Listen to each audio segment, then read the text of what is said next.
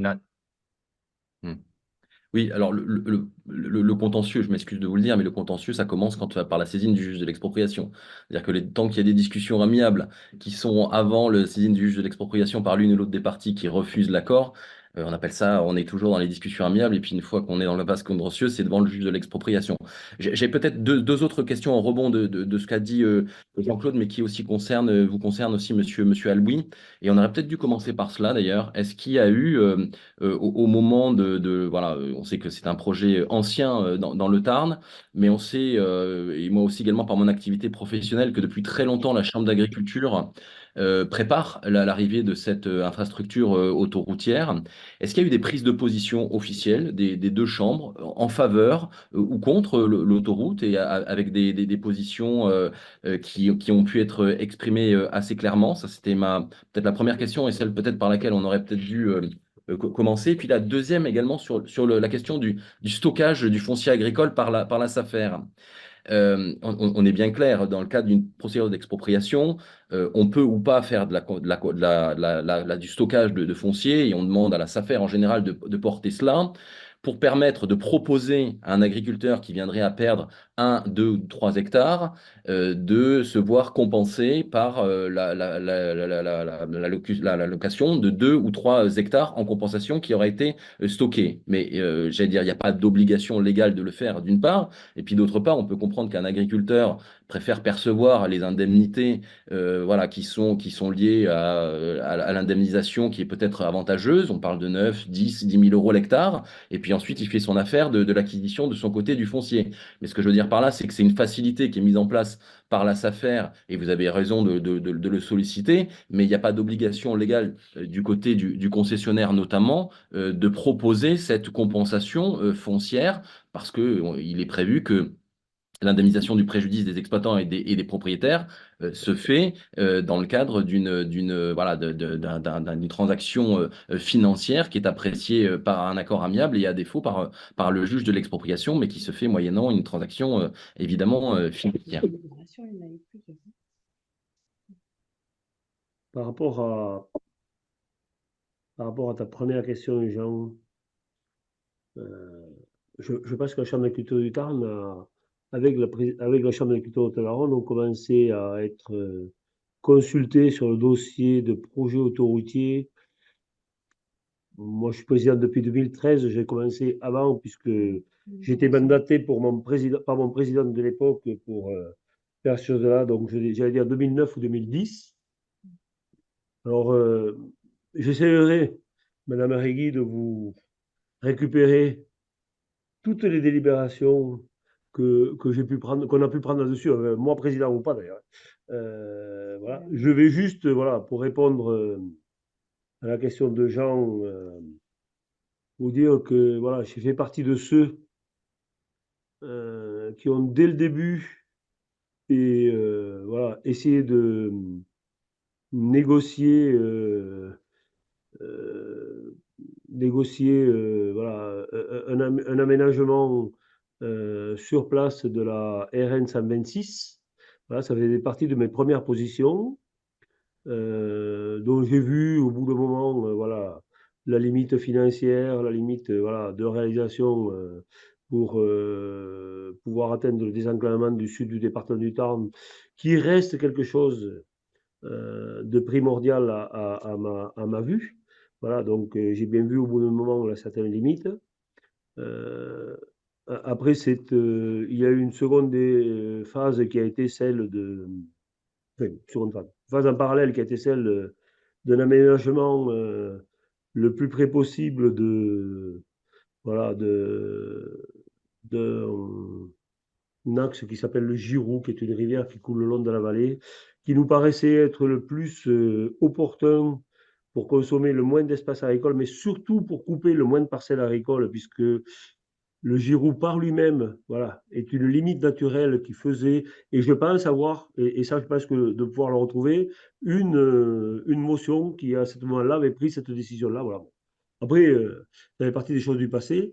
Et donc, dans un second temps, ça c'est le temps préliminaire, avant la décision de réalisation de l'autoroute comme elle est prévue aujourd'hui.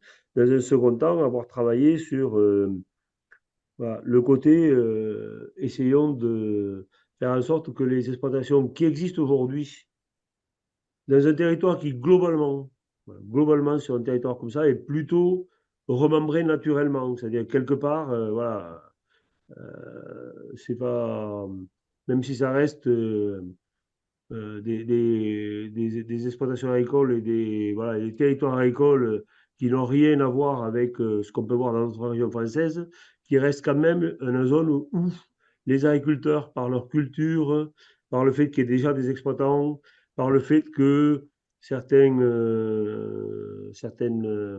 comment dire, remembrements ou aménagements fonciers avaient déjà été réalisés, en particulier l'arrivée de l'irrigation dans les années 70 avait fait que c'était des territoires qui étaient globalement remembrés et donc assez faciles à gérer sur le côté euh,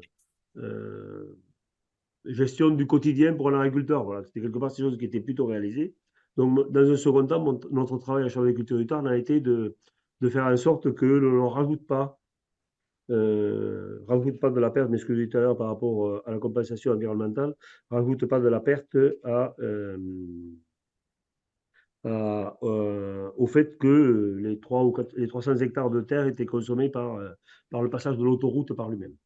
Donc voilà, par rapport au travail préliminaire qu'on a fait, Jean, rappelle-moi très rapidement la seconde question parce que j'ai oublié, mais en deux Non, mots, je vais me rappeler après. c'est plus une précision sur le fait que tu avais demandé à la SAFER de faire du Oui, voilà, partage d'accord. foncier, Ok, oui. mais je voulais qu'on soit bien clair sur le fait Oui, qu'il n'y avait pas d'obligation, évidemment, pour le concessionnaire non, oui, oui, tout à de fait. solliciter Tout dans à le fait. cadre des indemnisations qui devaient aux L'am- exploitants agricoles. C'était L'aménagement une foncier, parce précision. qu'il me semblait, et comme je connais un peu la philosophie des agriculteurs qui vivent dans ce territoire, puisque Ouais, bien voilà, sûr. personnellement, je suis à 10 km du passage de l'autoroute, donc je connais un peu le territoire et la façon de penser de ces gens-là.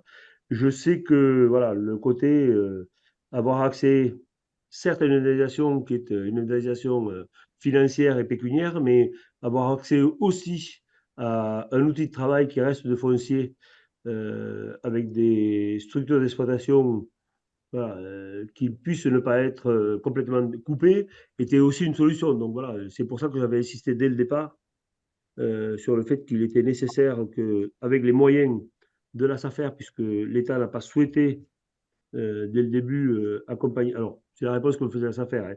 Voilà, il n'a pas souhaité accompagner la SAFER dans le portage du foncier ou dans le financement du foncier, puisque vous le savez tous, c'est ce sujet-là qui est souvent mis en avant dans l'anticipation sur un sujet. Quoi. Voilà. Moi, j'avais demandé à ce que la SAFER puisse stocker du foncier, alors sachant que à ce moment-là, on n'était pas dans une SAFER Occitanie, on était dans une SAFA, donc une SAFER qui était Aveyron, Lot-Tarn et où Lot-Garonne. Et Haute-Garonne avait sa propre affaire à l'époque pour compléter Jean-Claude, Je me qui a souviens. le micro coupé. Et pareil, donc voilà, c'est aux SAFER, mais après, ça fait aussi partie des missions des SAFER de priorité à celui qui a perdu du foncier Du par personnel. expropriation ou raison Ouais, vous avez raison. diverses, naturelles, y compris. Et pour répondre, tant que j'ai la parole, et la position, alors, mes équipes ont retrouvé une position de 2007, donc qui date de deux de mes prédécesseurs avant, qui était que, effectivement, comme ça est du Tarn, la position qui avait été prise à l'époque par la Chambre d'agriculture du 31 était plutôt un renforcement de la nationale et un passage en deux voies, je crois, de la nationale, plutôt qu'un projet à l'époque d'autoroute. Après, quand la décision a été prise que c'était un projet d'autoroute, nous, on a joué notre rôle d'accompagner au mieux les agriculteurs et on a fait notre rôle de chambre consulaire. On n'est pas, on n'est ni un syndicat ni un syndicat à défense pur et dur. On a aussi un rôle de chambre consulaire et avec ce que ça implique comme mission régalienne. Et donc, on a fait ce travail de chambre consulaire, même si on a eu par nos avis qu'on aimait en tant que chambre consulaire, pris, quand je dis on, c'est la Chambre d'agriculture de Haute-Garonne par ces élus du moment, pris une position qui était celle d'être plutôt sur un renforcement de la deux fois de la nationale. Je crois que c'était plutôt que sur un autoroute. Je dis que je crois que c'était parce que je connais pas très bien, mais je crois que c'est une nationale qui était un passage à 2 fois 2 voies, mais c'est identique à celle du Tarn. National 126. Oui.